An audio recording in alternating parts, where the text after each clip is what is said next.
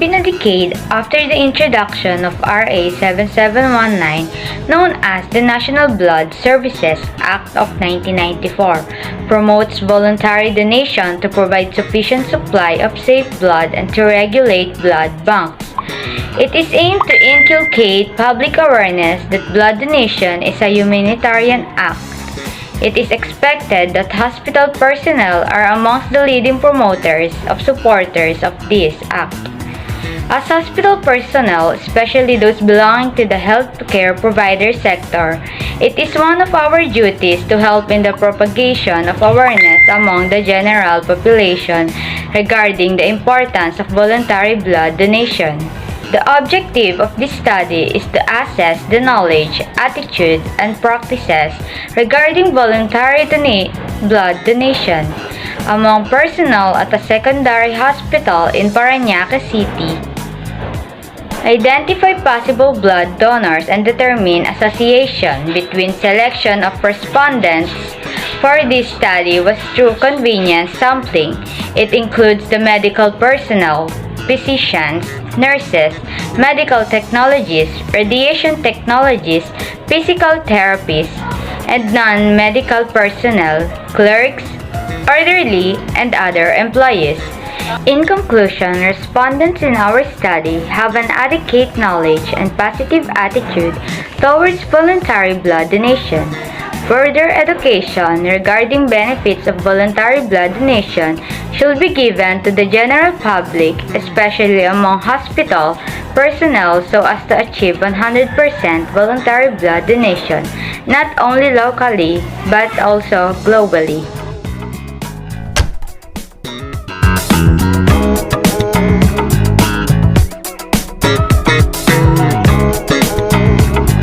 Cybercrime Prevention Act of 2012 or RA 101751. Cybercrime prevention, it is aimed to address legal issues concerning online interaction. Among the cybercrime offenses include and cyber squatting, cybersex, child pornography, identity theft, illegal access to data and libel.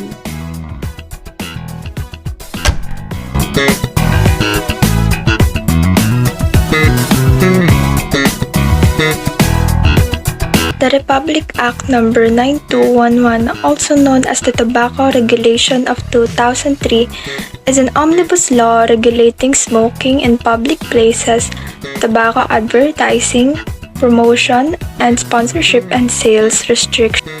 Since then, despite the strong lobbying of the tobacco industry, the country has successfully passed the Republic Act 9211 or the Tobacco Regulation Act of 2003.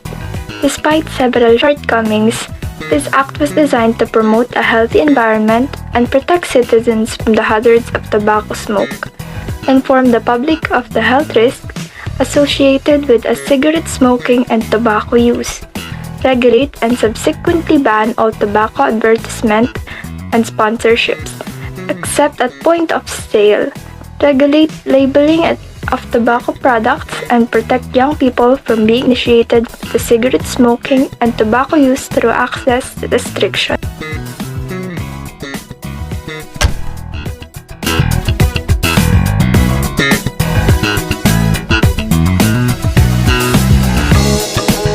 I am here to share my knowledge about the law of Philippine AIDS Prevention and Control Act of 1998, also known as Republic Act No. 8504. Acquired Immune Deficiency Syndrome, AIDS, is a condition characterized by a combination of signs and symptoms caused by HIV, contracted from other people, in which attacks and weakens the body's immune system, making the afflicted individual susceptible to other life-threatening infections. Can a person recover from HIV? There's currently no cure for HIV, but there are effectively drug treatments that enable most people with virus to live a long and healthy life.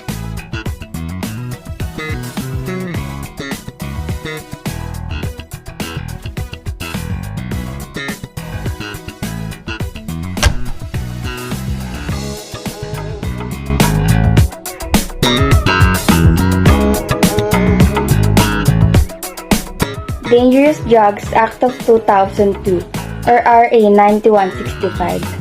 What is Dangerous Drugs Act of 2002 or RA 9165? It is the policy of the state to safeguard the integrity of its territory and the well-being of its citizenry, particularly the youth, from the harmful effects of dangerous drugs on their physical and mental well-being, and to defend the same against acts or omissions detrimental to their development and preservation.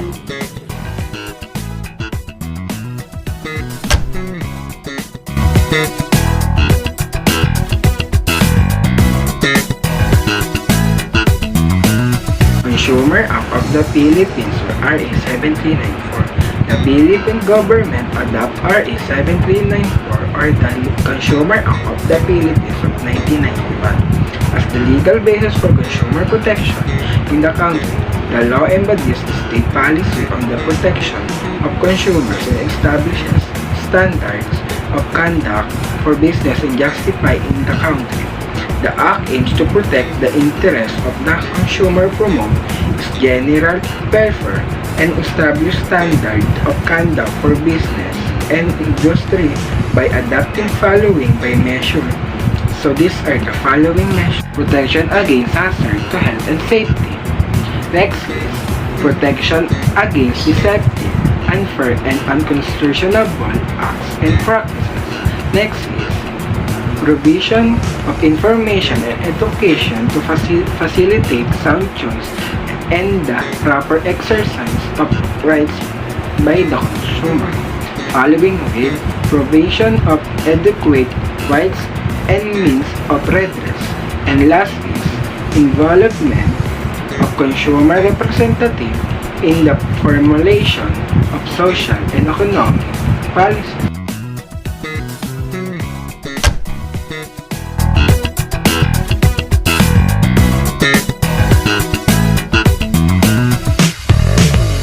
Act number 8750, also known as the Seatbelt Use of Act 1999, requires the mandatory compliance by motorists of private and public vehicles to use seatbelt devices. It also requires manufacturers to install seatbelt in their all manufacturers' vehicles. The importance and benefit of it is it provides safety to everyone in their driving. It reduces the risk of serious injuries, accident, and death.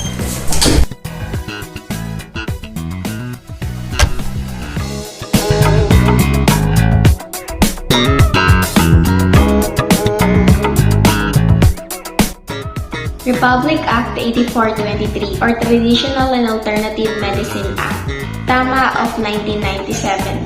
This is a healthcare law passed by Senator Juan Clavier on December 9, 1997. It aims to provide for the improvement of quality and delivery of healthcare services in the country. Through the development of traditional and alternative healthcare, this law recognizes the importance of traditional and alternative medicine in providing healthcare to the people, including herbal medicines or preparations, reflexology, nutritional therapy, massage, and other similar methods.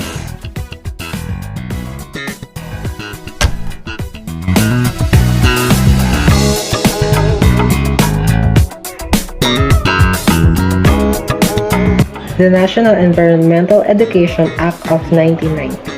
It is environmental education to implement this program and to promote environmental education. The DOST is mandated to create programs that will ensure that students receive science-based quality information on environmental issues, to encourage the development of environmental-friendly solutions, devices, equipment, and facilities.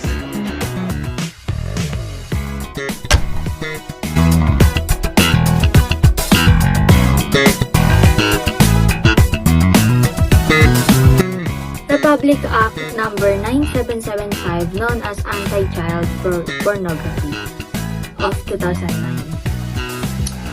Ito ay diniklara para protektahan yung mga tao na below 18, below 18 na ginagamit or binabayaran sila or minamanipula sila para gawin yung isang bagay na hindi aari sa edad or kahit hindi sa edad, kumbaga maling-mali yung ginagawa sa kanila. Kaya dineklara to para maprotektahan tayong mga bata na hindi tayo manipula.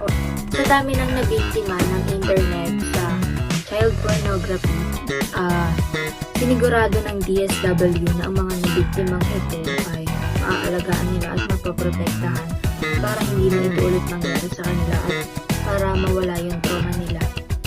Kasi nakakaawa dahil hindi nga sila napoprotektahan, hindi sila na bibigyan ng gabay at mabilis silang naloloko ng iba para lang katulad ng binalita sa TV na gagawin nila yon, mamanipulahin ng isang tao yung bata at bibigyan ito ng kapalit na pera or manika or kung ano mang gusto, mga eroplanong maliliit, gano'n, para maipakita yung private part ng isang tao. At nakakaawa yun syempre kasi sobrang bata pa at kahit naman matanda, nakakaawa din yung kung mangyayari yun. Yun talagang maling-mali. Kaya syempre maganda din na nagkaroon ng ganitong law na anti-child pornography para talagang maprotektahan ang lahat ng bata.